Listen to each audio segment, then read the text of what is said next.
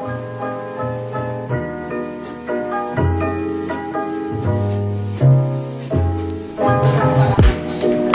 going to go for the rock chick look today.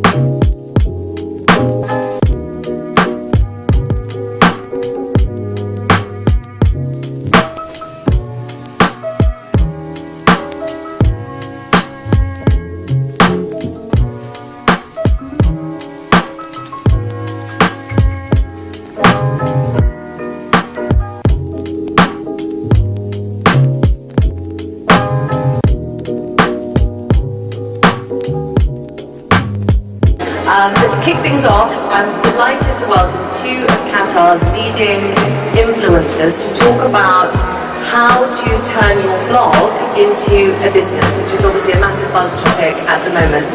So please put your hands together for Pooja from the Rebel Squad and Yesenia Navarro.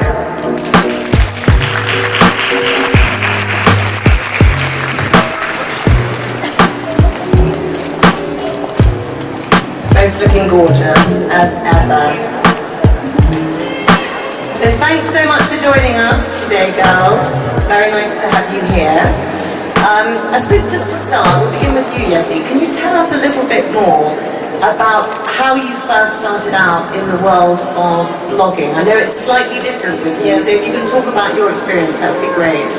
Well, I think when I moved to Doha, I was looking to start working because I'm an actress. I was looking for acting jobs or something related to acting, and I didn't get anything, so I started modeling because I started modeling when I was 7. So I was like, okay, I will do modeling jobs.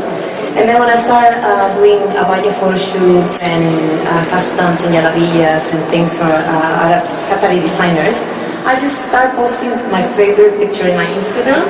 And then people start, I don't know, I started getting followers, and I think 2 years ago, I received albums with makeup, and then I started receiving like products from different brands, or I was invited to different events, and then I remember I asked Harriet, I was like, what's Put your hand up, Harriet. Harriet's over here. I asked Harriet, I don't know, what is this, what's going on, what because I'm not a blogger, I have a website, I don't have a blog, I'm not blogging. So she told me, you are an influencer. I was like, okay, what's that? Thanks very much, Harriet. What's that? And then, well, in this time since 2 years ago to today, I have collaborated with a lot of very nice brands. I collaborated with Rolls-Royce, with Qatar Airways, with a lot of fashion brands, makeup brands, and yes, that's the way I started. And what about you, Pooja? Actually, to Yesi,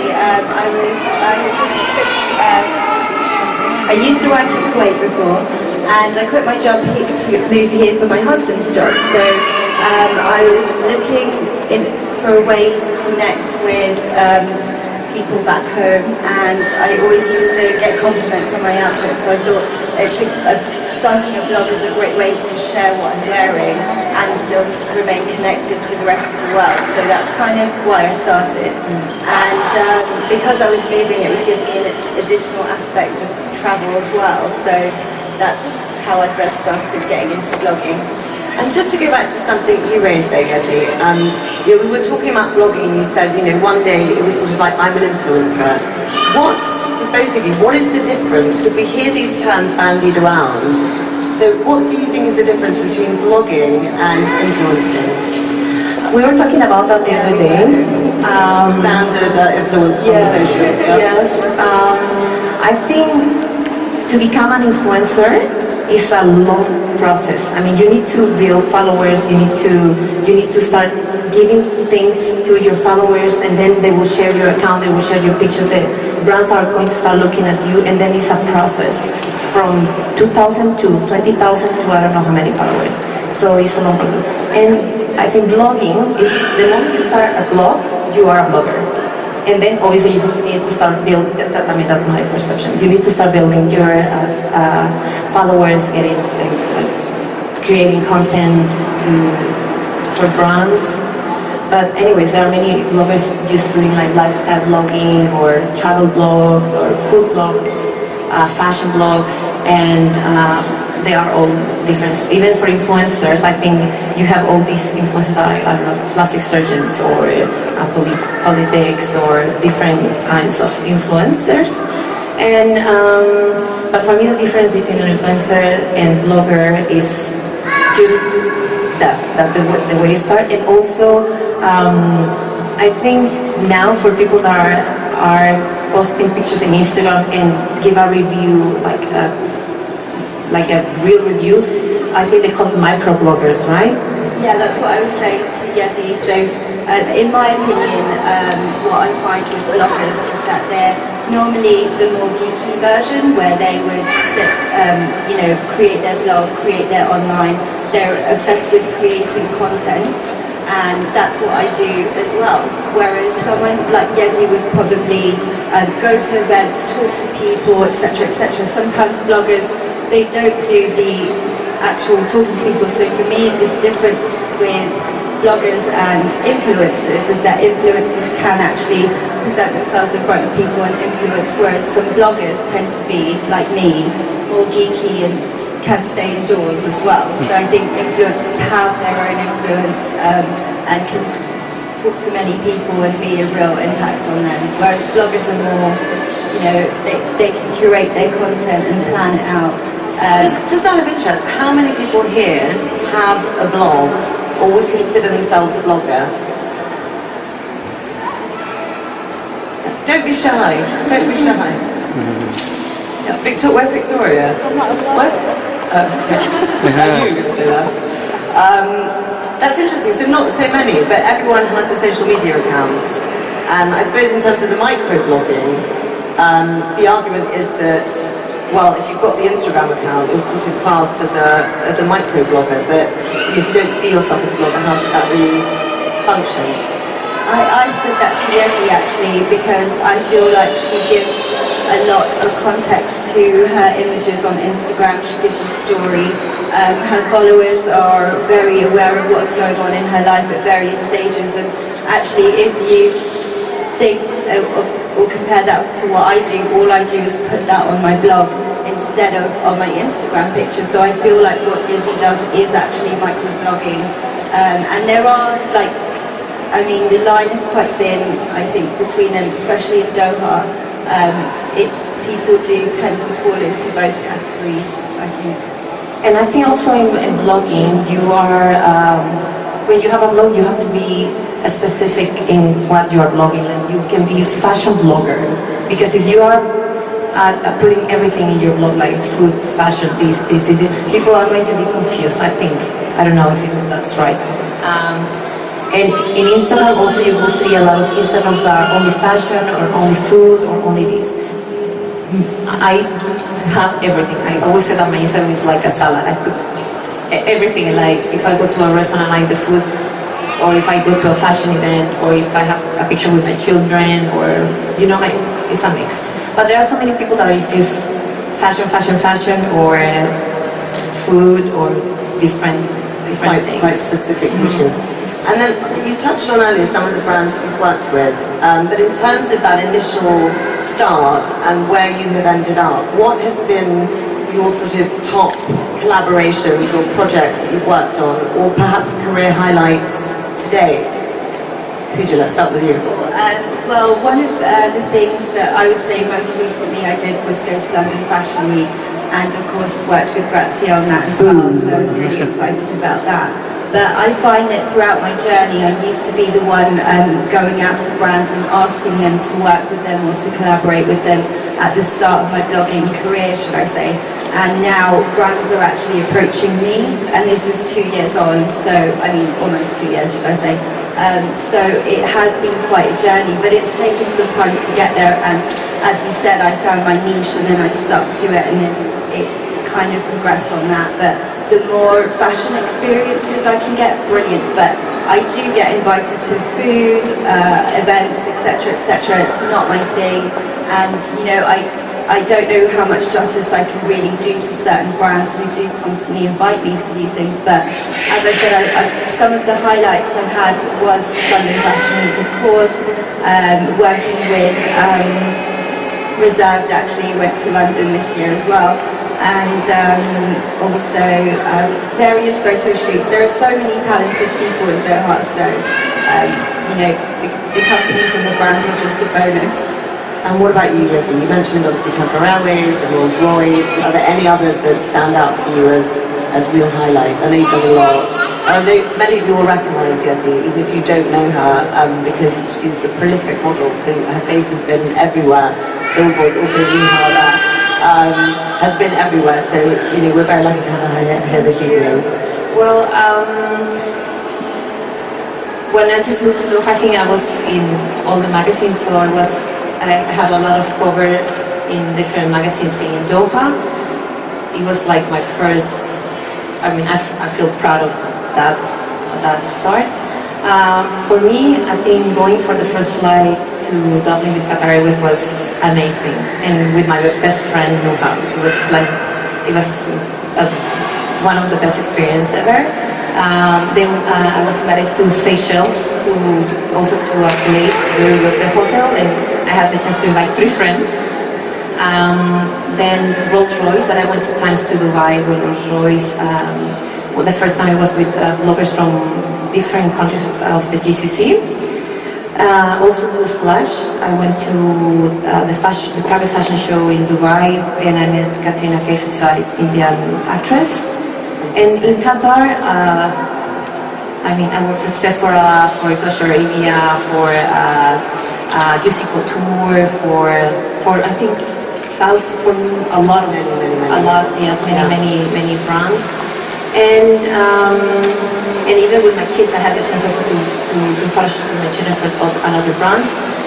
And I don't know, for me the most many things, but I think what I love the most is that I have the chance to meet amazing people and work with amazing people, photographers, designers, local designers, and well, being working here in Qatar for the HIA exhibition, it was an amazing experience. And then Q-Label, that is as a new Qatari brand, that I have the chance to go to London to style and to direct the photo shoot and the video shoot for the brand, and even being the model for the brand. So I was doing everything. And I went with Q-Label to the London Fashion Week Festival this year. So a lot going on there. I do want to open it out to questions shortly, but I suppose the final question from my side, and it's a question that we're asking all of our influencers here at Grazia Live, is what advice would you pass on to emerging bloggers, or perhaps for the audience, if somebody feel, you know, they'd also like a trip to the Seychelles, and they're quite interested in starting a blog and see where it leads to. What would your advice be? I would start by saying find your niche and find something that you really, really enjoy doing, and just constantly stick to it and never give up, because it's just it's kind of just like having fun all the time when you figure out what it is you love and stick to it. So that's how I can say my journey has honestly been, just having fun with fashion all the time, and I'm pretty lucky that I get to do that. So I would say to everyone, like, don't give up on your dream. Same as Pooja. Lovely message. And I think you have to be very honest and transparent with your followers and with yourself. Something I always believe is like, if you like something, if I like something, I will share it with my followers, even if they don't pay me. And if I don't like something, it doesn't matter if you are going to pay me a lot of money, I'm not going to share that with my followers. So I think you have to be very honest with yourself, with what you like, with your style, and just try different things. And you need to have a communication with your followers. Try to reply as much as you can to all the comments or messages. And yes, that's my opinion. Yeah, I agree to that as well. Like, definitely have a conversation with your followers. Who are they? What do they want to see? It's a really easy way for you to see what your strengths and weaknesses are and get direct feedback from them to see what you should do more of. So I'm really grateful for that as well. And also, social media can be hard because you can also get very bad messages. There are haters out there. So don't I mean, if there is a constructive opinion or comment, okay, you can take it. But if something to hurt you, it's better to just ignore it. Yes, ignore it and just move on. Nobody will love what you are doing, and everyone has their own opinion, so I respect that. I just delete and block. Yes. You say you do that too, and have a little giggle or something. Yes, it's better to just block or delete. And it's mainly Team Grazia that does the training, to be honest with me, but anyway. I think we're quite lucky because we have a good network that you can always rely on each other, or we can always have a second opinion or 10 opinions on the same subject. So sometimes we have a good laugh at the haters too. Yes, like when I have a bad comment, because we have most the top influencers in Doha, we have a group, like a WhatsApp group. So when I have a bad comment, I always share it there and then start commenting things so they make me feel better. Don't listen to the bad comments. Well, some absolutely brilliant advice there. I'd like to take it open to the floor because I know some of you will have questions this evening. So please raise your hand. We do have another microphone here. Yes. I just want to start by saying I thought you guys are both great and really inspirational. It's quite a hard question actually. If you could summarise your blogs in 3 words, what would they be? I'd say blogs or businesses because they're slightly different. Or Instagram. Yeah. Your profiles. Just going to have a think about that. You can always trust Team Grazia, just spanner and the happy words. A salad. Mine is a salad, really, because I can see other people just thinking too much on fixing colors and preparing. Like there is apps that you can use. There are so many apps for your Instagram that are very helpful, and I love them all. There's some very helpful ones in terms of going with the wrinkles. Yeah. And there's this app, one of the apps I like is Later, and in Later you can see, you can put all the posts you want to post in the future and you can see how the feed is going to look, but I never use it. So for me it's like, I don't want to break my head. If I want to share something, and if I like, I will share it. Or if I share so many things in one day, I will just save it in my Instagram and I will share it another day. But yes, I think my Instagram is a salad. And I post everything that's coming from my heart and I want to share it, I will share it. It's a salad for the model. What about you, Grazia? I try to focus on, and I say it that way because from an objective perspective I'd have to relook at it again, but I try to focus on street style, fashion, and I would say probably a lifestyle element of where I am. So if I'm travelling, it would be that city. But of course, mostly it's based in Doha, so it would be the places I like to go in Doha and things I like to see. Actually, just going back to apps, how do we feel about apps generally? Because obviously, we all use them, even if we pretend we don't. And yesterday, Fatma, our moment when she was here, I was struck by the fact she looks exactly the same in real life as she does on her post, as do both of you. But there is that element, the more that you're out there in the public sphere, and the more conscious you become of that we feel like we ought to be, making some changes, which actually go from being quite subtle. I've done a couple where I just thought, no one's going to believe this is me. So I think sometimes we're guilty of it, but where do you stand on that? Because I know you mentioned integrity and honesty. How has that app process changed the way we are revealing ourselves or sharing ourselves?